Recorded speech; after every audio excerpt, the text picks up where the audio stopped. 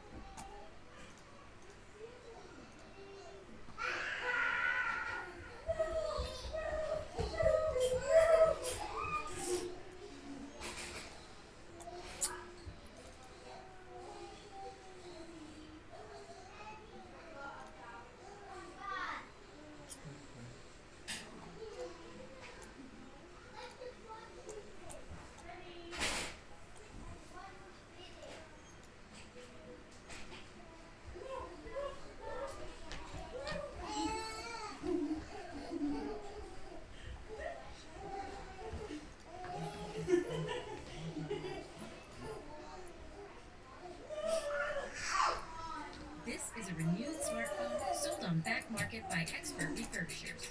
Wait, give me a sec, and you'll rethink refurbished. Like all electronics on the back market, this phone's been carefully tested and works as good as new for prices up to 70% less than new. It also comes with a 1-year warranty and 30 days to change your model. Oops, gotta get that. 6 million people have bought their devices on back market. What are you waiting for? The golf now is just talking to him, mark my words. I'm gonna be one of the biggest in this country. Welcome back, ladies and gentlemen, to another episode of Hey, whose phone? Gods. Whose phone? Is this Toys? Go give to Dada. Give the phone to Dada. Same, bruh. This is mad, bro. We're so glad to have this guy. Hey, man. Thank you guys for all the likes, the comments, and the shares. Keep them coming. And if you guys want anyone else on the show, let us know, man. Just keep dropping the comments, and we can make it happen, guys. Anyways, back to the show. What's on the agenda? Hefner. Hey, man. Tell us what inspired you to come up with this multi-million-dollar brand. We started killing it now. Like, you know what? I remember when I first just started to come out with it. Yeah. Like, bro, I swear, I'm not just saying it, bro. I was one of the first ones in Australia to be wearing it, bro. Yo! And I was easily, without a doubt, bro, I was one of the first to be wearing it, bro. And now it's just everywhere, bro. You reckon that they... Because I only started wearing it a couple of years. It's been easily 6 years now. Oh, Easily, maybe more. it's proper niche, bro. 2018, 2019 was the first time I started seeing it, yo. Yo! I don't know. They're going off now, bro. They're killing it now.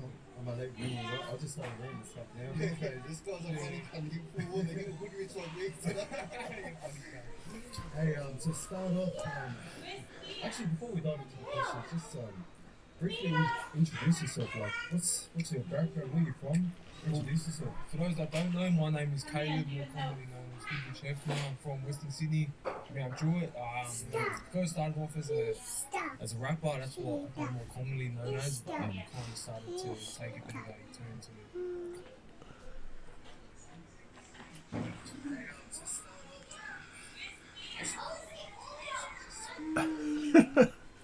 like, I just, me personally, I just talk to camera. Like, I like talking. I like talking and voicing my opinion. Like, people like it, people hate it, but it is what it is. I'm happy, bro, you know? And he's also, for those who, obviously he was saying that he's been in the rap industry and he's seen how the music was during the, you were around that time when he started as well. Yeah, same era. 100%. So when you were popping off, going back and forth with everyone, I was just starting. I just fucking was being a blender. How was it that you were able to start making music? Was it always the thing growing up? Or? Nah, well, bro, I'm not going to sit here and say I've always done music, but it was more so just that I just jumped in it. But I just took a risk. So I don't come from a music background. None of that. I I just took a risk. I took a gamble and it paid off because without music, I probably wouldn't be the person I am now. I definitely wouldn't have the platform I am. So it paid off. Even though it was hard for me, music was hard, bro. Really hard, man. I don't think there's any other rapper or anyone in the country got hated more than me. I don't know, bro. I don't know. Because you went far. Hey, we have to check the proper statistics on that. Someone needs to do a study on that, bro. Bro, I was getting killed for years, bro. And it's only just now, 5 years, 6 years into it now. I'm only just starting to turn the tide now. People are coming around and that. You know, people are fucking with what I'm doing now, but people are up at the start. Good on your brother for soldiering on. I think perseverance is something that we need to admire, especially in the music industry. For those who don't know, we know because we were in the industry and it's straight up tough. It's very tough. I've always said it, and you know it now, bro. Out of 100%, there's only 5%. Yo, That are doing well. I always told, sometimes I get asked how do we become artists, how do we start off trying to get into the music industry. I always tell them the same thing. Even if you have the best of all talents, you are not going to make it if you don't have the right network. 100%. That's what I believe, especially in Australia compared to America and all the other countries. 100%. In Australia, yeah. And it's like music in Australia is also hard too because it's hard being a rapper in Australia because your own society and Australians are fucking. Say hello. They look at it, it's cringe. I don't know why. You know what I'm saying, bro? I feel awkward, bro. Anytime someone introduces me as a rapper. It's kind of shut up. Yeah, what the fuck? We're in Australia, we're in there, bro. I've heard that so many times. It's difficult, bro. But like I said, if you're not in the top 5, the top rappers, bro, no one's gonna listen. Because anytime an international artist comes over, they get the top rappers to open up for them. Everyone else gets left behind. It doesn't matter how good you are, how talented you are, none of that, bro. And if you haven't got deep pockets to fund music studio, any of that, bro, you ain't unfortunately not gonna be able to go anywhere. Bro, because a lot of viewers out there, especially a lot of family and friends, sometimes even though you have a lot of views on your rap songs or you got a lot of streams, I think the brother even he can attest to it. You don't necessarily make a lot of coin off the music. No one's Like, making zilch. bro, in Australia, Nah, no one. And like, that's the issue with music in Australia. People are trying to keep up with the image. So they look like they're making money. So they're going to dress this way, they're going to act this way. But you don't make money. Someone's making money. And rap, bro, some of the rappers that are killing it in the scene today, bro, having hustling. A lot of people hustling, bro. That's the true reality, bro. 100%. There you go, ladies and gentlemen. That's the pros and cons if you're trying to join the music industry. definitely giving you the ropes, bro. Hey, for your first question, so about your surrounding, growing up around Penrith and Mildura areas, what were your surroundings like and what were the impact? So what were like just growing up in the area as a young man, what were the things that you seen growing up, what were the bad things and the good things that you learned about life growing up there? So being a bloke from Mount Druitt, when I was growing up in Mount Druitt, I didn't really enjoy it. I didn't like it. But as a grown man looking back at it, it's my home. I love it. And it made me who I am today. But Mountie, heavy housing commission there, rough boys, it's rough around the edges, everywhere around there. Large Pacific Island community, Koori community, Aboriginals, it's but I wouldn't change the world. People really love your home where you're from, but we're no different. I say this all the time, we're no different.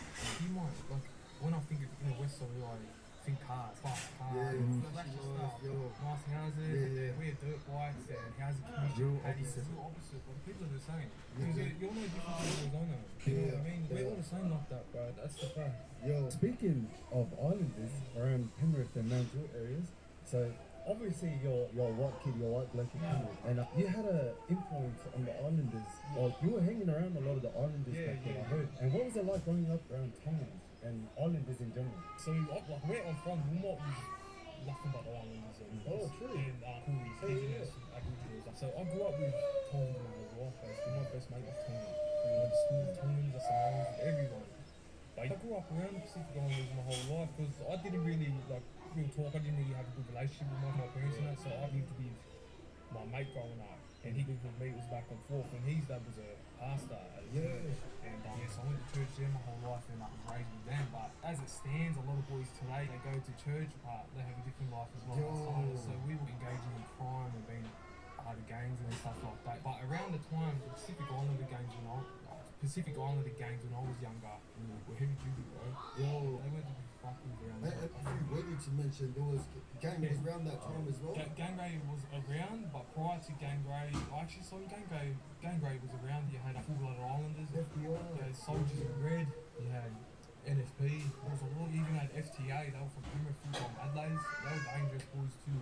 Even the graffiti crews too. Islanders used to love the graffiti back then. I know a bunch of Islanders. You know what? There's a lot of artwork around. So tagging was a thing. Like, Oh, there were Islanders tagging crews, bro. There were Pacific Islander tag crews. They used to go down train stations. And Yeah. It was full on back then, man. Yeah. So tell us a bit about, obviously, you just mentioned that you grew up with Islanders. Man, that's crazy. I know a lot of our viewers probably, they didn't know that. But tell us a bit about how you grew up, and you mentioned that you're not really close with your immediate family. How was that growing up with It was the best. I look back at it, it taught me a lot, and like, it kept me in a bit of a pocket too. So anytime I was at parties and that too, it'd always be dominated. I was kind of lucky like that because I was, like, some boys used to go to parties and and I was pretty blessed like that to know a lot of Islanders growing up, which was cool. I was always was there any like just any what's your hardest challenge you ever had to go through, like growing up in Penrith? And then, or just growing up around your surroundings in general, is there a hard thing that you had to overcome? I think just life in general growing up out there, not having as much opportunity as someone who have money behind them. Definitely. Or parents with money, family with money. It's very different, and I used to get quite upset at that growing up. And I used to look at people like kids on TV or movies, and you'd be like, oh, why is their family got that?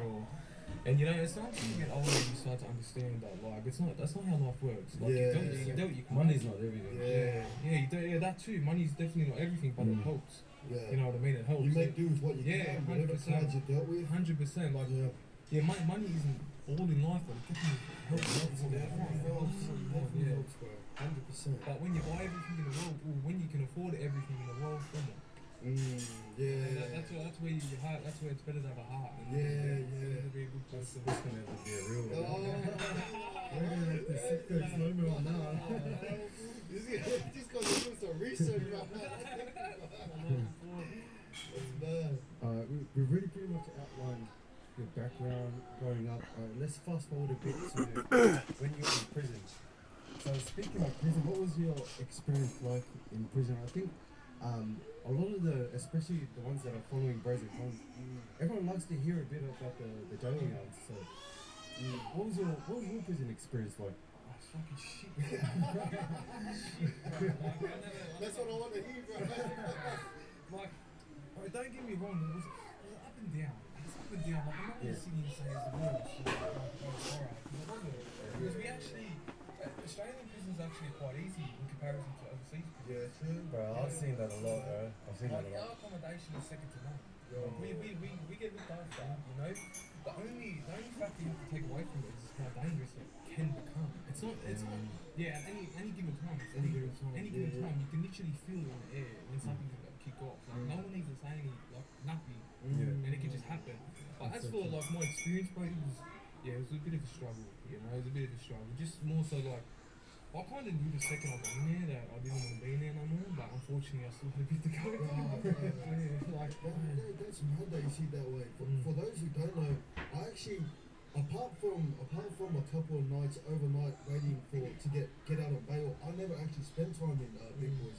I've done a bit of lagging here and there, spent my childhood in juvenile, but I was lucky after I was 18, I kind of got my head screwed on, and I was dealt with some better cards. Made some good decisions as well. So, tell us, because I want to know as well, how's the experience when you walk into the yard? Do the Islanders hang with the Islanders? Is that true? Everyone has their own. That's only true to a certain degree. It's only when it kicks off. It's only when it kicks off. Or what's the term? If you're gonna take your own garbage, it has to be your own skin color. It has to be your own nationality. So if for an example, say if Aussies are in there, Aussies don't stick together. That's a known fact. Within jail. I say Islanders, right? Say if you use your Islanders and an Islander comes in, let's just say he's a snitch. Yeah. And the wing finds out about it. No other nationality has rights to do anything to him. Yeah. It has to be Pacific Islanders. So the Islanders have to take care of him. You just have to take care of him. Wow. And if I was to jump the gun and took care of him myself, then it's like confrontation. 100%. That's the way it works. I actually forgot. That was actually a thing. I can't believe I forgot. That was an actual thing. So there is kind of like a similar to the American jails, not exact to the T, but there is that kind of, you know, Yeah, yeah, code that everyone has to follow by that no one really yeah, 100%. It's like it's quite difficult at times because like I've heard stories of like certain like nashos like paying up, nashos like him out, and it just causes a divide between boys and the wing, and it just eventually kicks off. So yeah, but like it's not like you walk into a wing and islands are sitting in the corner here and the corners are here. No, it's not like that. Everyone gets along until shit kicks off, and then it becomes quite dangerous. But Silverwater, so when I went into Silverwater, it didn't really phase me. Yeah, like looking around, it didn't really phase me. Like it didn't intimidate me. That's the remind, is that? Yeah, Vermont, yeah. So when I went there, I was like, oh, I can do this. And then I got put on the truck and got taken to Bathurst. Oh. And that was a different story. I heard about Bathurst, it's pretty rough over there, eh? And I remember just looking out the window of the truck and just seeing like the barbed wire and the Aboriginal things and seeing nothing but Aboriginals walk past. Yeah. And the cameras weren't even facing the yard, they were like facing the wall, bro. What the fuck is going on? But yeah, shit experience, man. And do I guess one thing that I personally really wanted to know, do area codes exist inside prison? To be honest, bro, I never really had any involvement in area code drama. I've seen beyond it. I never really, because I never understood fighting for an area or going to war for an area that doesn't even love you, that doesn't pay you. Like I don't own Mount Druitt, bro. You don't own fucking West. Why are we bashing each other? Like, that's the way I looked at it. You know what I mean? But in jail, it's more so boys that are coming in from the outside in bringing dramas, you know, and they just fight each other. But I can't tell you that. Like, I'm when it comes to area codes, I've never heard of it. To be fair, if it was about area codes, then bro, when I was in there, the first people that greeted me when I got to Bathurst was actually Dion and Jim Fanuma. Was that how you pronounce his name? So Dion. So like area codes didn't really fucking exist. You know what? To be honest, I heard a little bit about that, but I didn't know exactly to the T because I never asked that question to someone that actually had a stint inside. I didn't even ask you guys, to be honest, because apparently, from what I've heard, when you go there are other older boys that are doing that long time ago, and they're like, nah, that shit doesn't. It doesn't ride me. It doesn't ride around. No, not really. Well, in my experience, I remember when I was in, a lot of the older boys were trying to kick all that shit back. You know? They were trying to get everyone together. So say if I was like a young islander coming in, and I meet up with a bunch of islander boys in the pod. Ask me where I'm from, this and that. They would actually like try and like say, you know, it doesn't matter what the area code is, you know, we all stick together, we're all island this, we're all brothers, blah blah blah. That's how it was, bro. When I went to jail, bro. And I was like, are you serious? Yeah, it's usually how it is, bro. Like, whatever happens on the street, it doesn't go into there. It's like you stick with your own in a sense. Yeah. But yeah. So yeah, you're actually right about that, bro. And I guess if you're someone that you go in and you keep your head down, like there's nothing to be worried about. Like you ever feel like when you walk into a new yard, you kind of feel like tension. What is him up on his face? 100%. They do it on purpose though. Like they will take you into the yard at a certain time. Like for me, it was smack bang in the middle of the day. When everyone's at their fullest energy. Everyone's training in the yard, and they put you in the fish tank, which is the metal holding cell before you get into the yard. So if anyone's been to Silverwater, I call it the fish tank. It's like, and it's like a box, a metal box, and you sit inside, and they come up to the gate and ask where you're from, if you got anything, shit like that. You know true. Like us, and then it's quite intimidating sitting in there while the whole yard's everyone is walking around. And it's hard because you don't know if he likes you, if he doesn't like you or not. If he knows you from the outside or something. So well, usually when you do go to a random pub and someone knows you, they will sing out to you. Yeah, that's it. Exactly right. And usually when someone's singing out to me, bro, there's someone I already know. But 100%. Anyways, speaking of jail and violence, what was the most craziest thing that you've seen in jail? Did you see something like real mad violent? I didn't see, straight out, I didn't see any, much that was violent. I've seen people get, their heads stomped on and that, but I never seen any stabbing or Yeah. Nothing like that, you know. A lot of boys seem to come out with mad stories. Yo. They see that. It's like, bro, I don't know. Or maybe I just, you know, thankfully I did because I don't like, bro. It's ugly scene. Yeah. It's an ugly scene, bro. It's already ugly enough just seeing the Yeah. nature of jail, bro. Imagine seeing someone get stabbed. Yeah, stabbed or like, it's just, I don't know. It's a different feeling to it, bro. When you're hearing two men like fight each other in a cell and you're just hearing thud. And no one's doing nothing about it. You know, you're just hearing thuds and screams and like grown men screaming, bro. It's like it's a different feeling, you know. So I'm kind of glad I didn't see You know what? Yeah. That is Yeah, an interesting perspective. Yeah, because like I've you know, being in the wing when fights are kicked off and you know, seen people get like really fucking dead with burning in the cell and that, but I've never seen anyone get stabbed and you know, it's like it's a dog eat dog world in jail, bro. It's a lion's den, you know, devil's playground. That's what they call it. It's like it's not for people who are half-hearted. And that, I think that was the biggest indication for me. When I went in there, like I'm really fucked now, bro. I don't care because I've got so many L's, bro. I feel it on my back now. I'm transparent with it, bro. I've got more L's than wins, and I love it. I don't care, bro. And when I went in there, like even the first week, bro, I realised this was.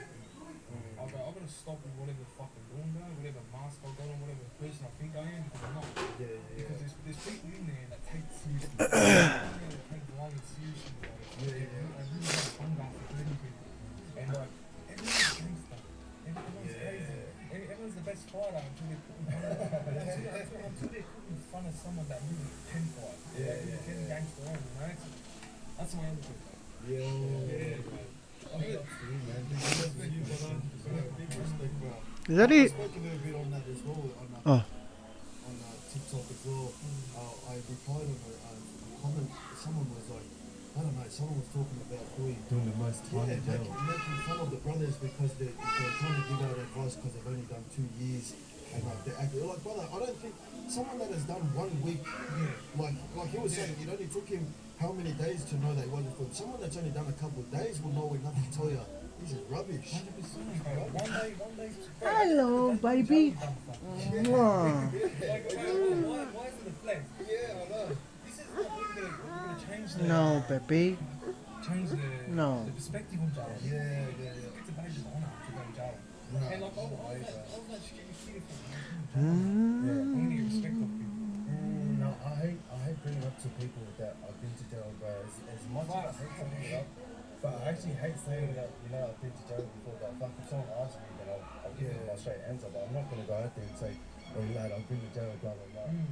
It's ugly, bro. It's an ugly face to have. Yeah, it's embarrassing. As you get older, you understand that, you know, but as you get older, you understand that, but like, it's hard to explain to young kids That are still going for the round of it. Yeah. We've been there. 100%. Like, I remember when we were kids, you know, the preacher would come past, go, come on, boys, Yeah, come to church. it's time, yo. Come to church, stop doing what you're doing. You go, Yeah, that's true. It's the same as us, bro. And like, anytime an older boy used to try to give us the talk, I used to be like, come on. Like, Yeah, we like check it out. Yeah, that's true. And now we're in that position, it's like, bro, I gotta spit on shit. You know, like, 100%.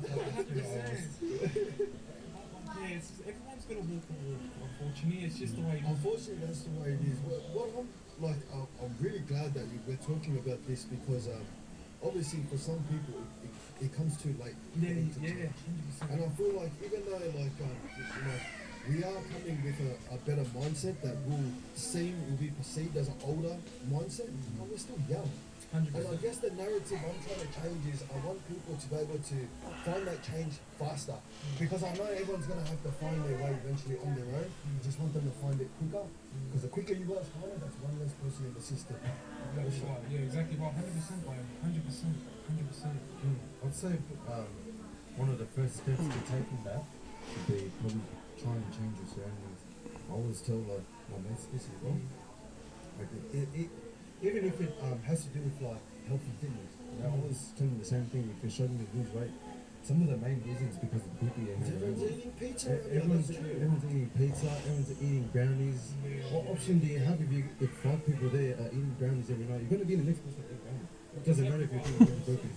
You're a product of your environment. That you are here hanging around, and that was the biggest inspiration for me too. What made me leave, because I've lived in Mountie for what? I used to live in Mountie for 20+ last year. So my family first moved to Mount Druitt in the late 90s. So like, bro, we're residents around there. Yeah, My family is still there. Yeah. But I've moved. I haven't lived in Mountie for the last 6 years or so. And when I was living in Mountie compared to the person I'm now, I was doing all sorts of shit when I was young. Hanging out with the wrong people, heavy duty drivers too, you know. And then the person I am now, away from that area, and I'm hanging around with people like that. I'm more sometimes different, bro. You know, I don't drink, I don't smoke, I don't do drugs, none of that. Yeah, none of that. Come on, brother. Yeah, I don't do none of that no more. And that's no, like, I'm not putting anyone down that does that. But sometimes, bro, like, you need to go. You need to go. I agree. Otherwise, a lot of the boys in the area, and I'm sure it's the same for you too, like, they make it their whole identity.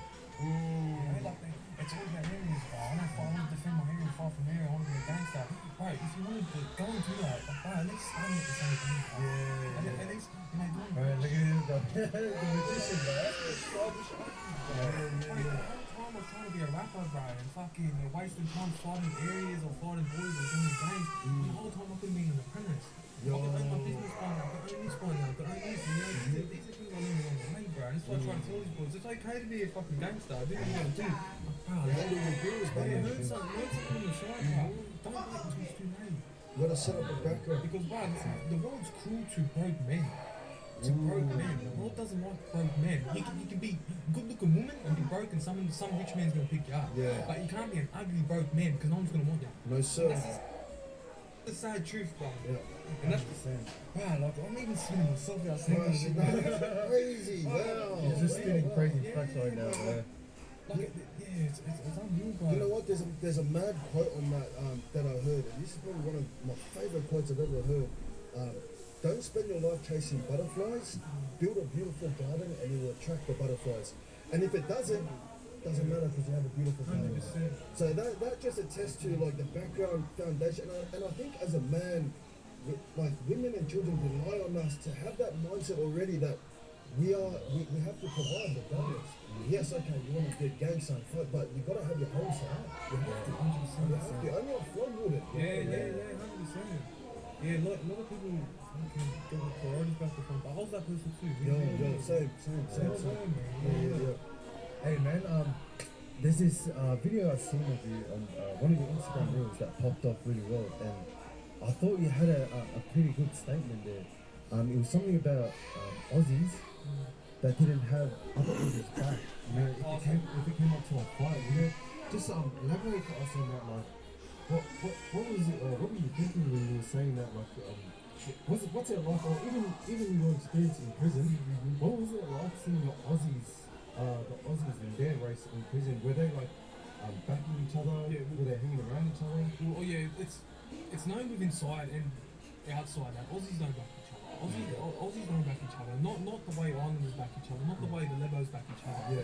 You know, and so forth. I don't know what it is, but 10, 15 years ago, Aussies were strongholds. Aussies backed each other. Anyone who done time 15, 20 years ago when we were babies, basically, will tell you Aussies backed each other. I don't know what's happened along the way, but they don't. And that's another reason why I hung out with the Islanders growing up. Because any time I ever had an altercation or drama with someone, it was a black coloured skin. It was an Islander backing me up. It was never my own kind. My own kind always used to leave me with it. You know what I mean? And that's why I've always had this perspective on Aussies. And I didn't just grow this perspective. I didn't just have this experience. I've had this for 10 years of my life. I've known this information. All throughout high school. It's just, I don't know, bro. They just, and I always said, like, if an Aussie was walking down the street and seeing 4 Islanders jumping an Aussie, he wouldn't cross the road. But if an Islander was getting jumped across the street by 4 white boys, and an Islander walking past, he's running across. Because that's your culture, that's your colour, that's your skin. You know, Aussies don't have that. They don't have that culture. They don't have that. You know, we don't hate on it. Say how it is. Call a spade a spade. 100%, yeah, exactly right. And yeah, you know, that's what it is. You're definitely right, because I remember seeing that most of the Aussies get really hang around a lot. You know, from all the yards that I was going through. But in my experience as well, to elaborate on that, I think that's why I found in my experience in jail, like some of the Aussies I met there were really hard, solid people. Like lone wolves. 100%. Very, you know, They're very individual age. And I remember growing up, I had this Palami friend that I used to always go. Oh, I remember him. Yeah. Why drop it? And just for the safety of it. Anyways, I used to always go over his house after school because, man, his family used to cook dinners on dinners, bro. He didn't want to go home to noodles and tuna. He used to always ask my mum, oh, let me go over my mate's house. But when I went over, I realized in the community, bro, divorce is so common. Like, it's oh yeah, nah, that's the stepdad. Oh yeah, that's the stepmother. It's such a big thing in our island community. If someone divorced, it doesn't make sense to us. It does happen. It does happen, but it's just very rare. And I feel like what I experience and see for myself, like divorces happen almost like on a daily rate in the Parliament community. Yeah, 100%. And I feel like that's why a lot of boys Not daily. like join gangs, like that's why a lot of boys do that. And that's just to elaborate on the Pacific Islander gangs. The Islander boys join gangs and drill groups and you know why, bro? Because bro, I feel like I can speak on it a bit because I grew up with it. Yeah, Bro, I used to see my best mate hunt someone's dad. Hunt. Oh, Right, yeah. hiding. And you could never hit your pins. Nah. Of course, so just anger, pain inside because he was late to church for 2 minutes, or because he didn't do the dishes, or because It's very common. he gets fucking pumped with a vacuum cleaner.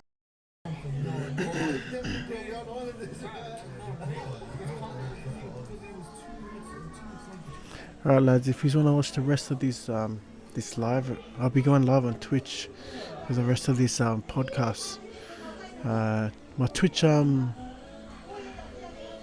account, I think it's in the link of my YouTube bio, so yeah, watch the rest of this live on Twitch lads.